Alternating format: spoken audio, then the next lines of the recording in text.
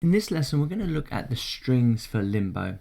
Now, I do not mind saying that I found this ridiculously difficult actually. There's so much going on, and I've had to spread this out over 4 parts rather than the way it's written here, which is on just this second string line. So you can see this first little bit, and then as you move on, actually that's not the first little bit, let's move back one more part. Here's the first little bit. So the first bit is this tremolo strings, and then as you move on to the next bit that I just had up, this is more of a pizzicato kind of strings, and then as you move on to the next line, you've got these high strings. Now this, for my ear, is actually written in the wrong octave. I've actually placed it up an octave because I'm hearing it as a high, long violin sound. So this is kind of like my high violin sound. And then as I move on even further onto this next bit here, these chords, I've got that as more of an ensemble. So you're going to really struggle if you try and create this particular line, this particular string line on one line. You're going to really struggle.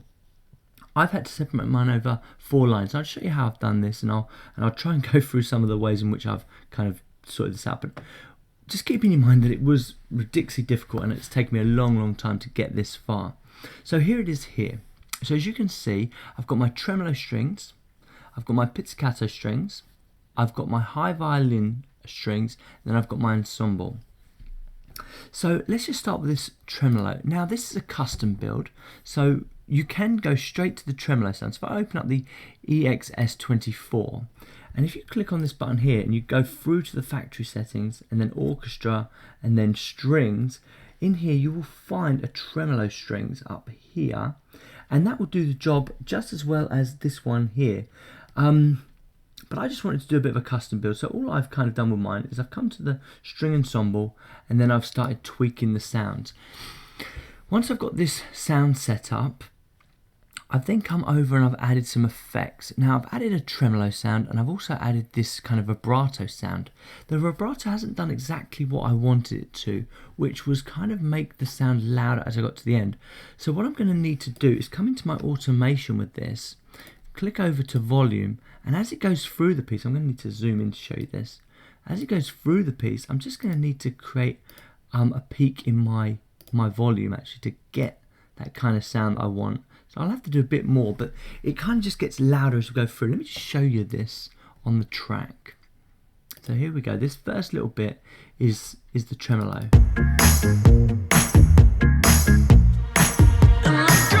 And you can hear it getting slightly louder as we go through. Let me just play you my one just so you can hear what I've got so far. And that's perfect. So you will need to put that little bit of automation just to lift the volume at the end of the phrase. Let me come out of the automation. So there's my first bit. There's my tremolo strings. So once again, I will share all these, but here's my tremolo setup, and here's my vibrato. But if I'm truly honest, the vibrato hasn't been as successful as I wanted it to. So you could probably get away with not using that. I've also added the reverb, and then I've kind of found the balance in the mix. Another thing to my ear, that the tremolo is kind of sounding like it's over to the right ear. So I have panned over ever so slightly. Let me just zoom in and let's move on to the next one. So there's my tremolo sound. The next one was the pizzicato, and this is just a default setting. Once again, when I copied it over with these 2 things on, and actually I don't need these at all. So just be careful. If you are duplicating tracks, just make sure you turn things off. And just make sure that hasn't destroyed it. I'll just play you my pizzicato sound so you can hear it. And actually, if I'm honest, I think it sounds better with it on. Ever so slightly, so I'm going to leave that as it was. So there was a couple of points in the pizzicato phrasing that weren't quite right to my ears again, and you're going to have to listen to yourself and make sure that you agree. Once again, I'll show you what I've got, and you can take that a little bit further if you need to. So here's the sound that I've got for my pizzicatos, and it is just the preset standard sound. I've done nothing to this apart from add a bit of reverb, move it over to the right speaker a little bit, and I've just left it dead zero at the moment. So come through, down to factory again, over to orchestral, strings, and this is the one I've chosen for this. Like I say, nothing too special. I haven't changed any of the parts, it just kind of worked. And if I show you that theirs and then I'll show you mine, see what you reckon. There's probably a bit more reverb on theirs, but we'll have another look at that in a second.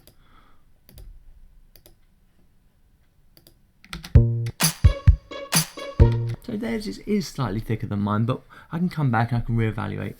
The most important thing for me was just kind of setting up these sounds and getting it almost right. So there's those two sounds. Now the high violin, what we used on this, I had to use a stereo spreader to this because the high violin and the ensemble strings have kind of got this spread across the whole range of the speakers. And that's why I've used this spreader, just the default setting, spread it as wide as I can. The sound that I've used, so coming into this, is just the violins 1 legato sound. Same again, go into factory, orchestra, strings, and then it's just this one here, violins 1 legato. Okay, and that sounds quite nice. Let me just show you what I've got there.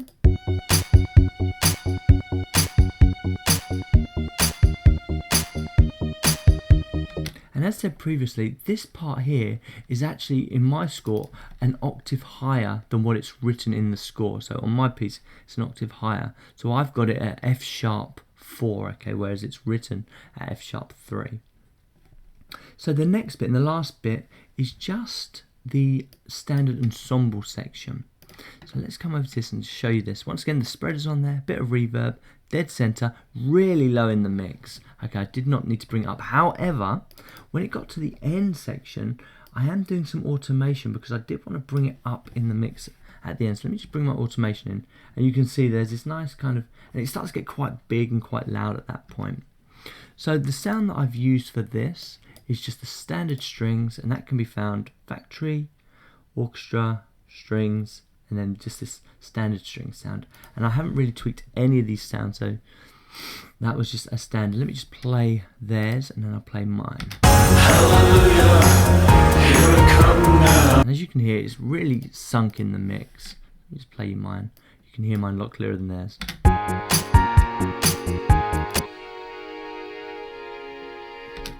One thing that I've done to my strings is I've arranged them differently. So if I double click on this, how the actual strings are written in the score is every bar, these two notes here start again, as does this one here. But when you're arranging strings, especially legato strings where it needs to be long and smooth, that's probably the worst thing that you can do, is actually cut it per bar, because you get this very static sound. If you want it to sweep a little bit more, you just have to kind of make sure that that note just goes all the way through, and it's the same note, but the score just literally had it hitting every single one. So a couple more things that you need to know. The pizzicato strings, although currently I've got all of these written on the string side, it's actually played on a couple of different instruments. It's played on what sounds like an organ instrument, and there's also another instrument that's played on. So be very careful that as I progress through this, I may actually change these or double these parts up to make it sound exactly like the score does, where it moves on to a different instrument. The other thing that I've done is I've actually doubled up the high violin with the tremolo at the very end of this kind of pre-chorus section. Let me just zoom in and I'll show you this. At the very end, the very last note of this pre-chorus, there's actually a bit of tremolo just there. If I play the tremolo from here, you'll hear it.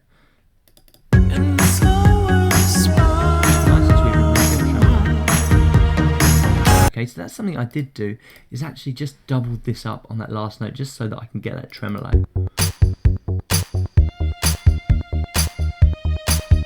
And that was quite nice, so that kind of gives me that texture that I need also. So that's pretty much all I want to say about this piece. It's going to take you a little bit of time, and I do recommend that you separate all these out over different channels. I don't think you're going to be able to do this on one channel. I will share my screenshots just so you can see how I've changed it, because I did find some errors and I have changed some of the octaves just to kind of suit the piece. But then you're going to have to make your own decision just to make sure you agree with that, okay? So get them in and I'll see you in the next lesson.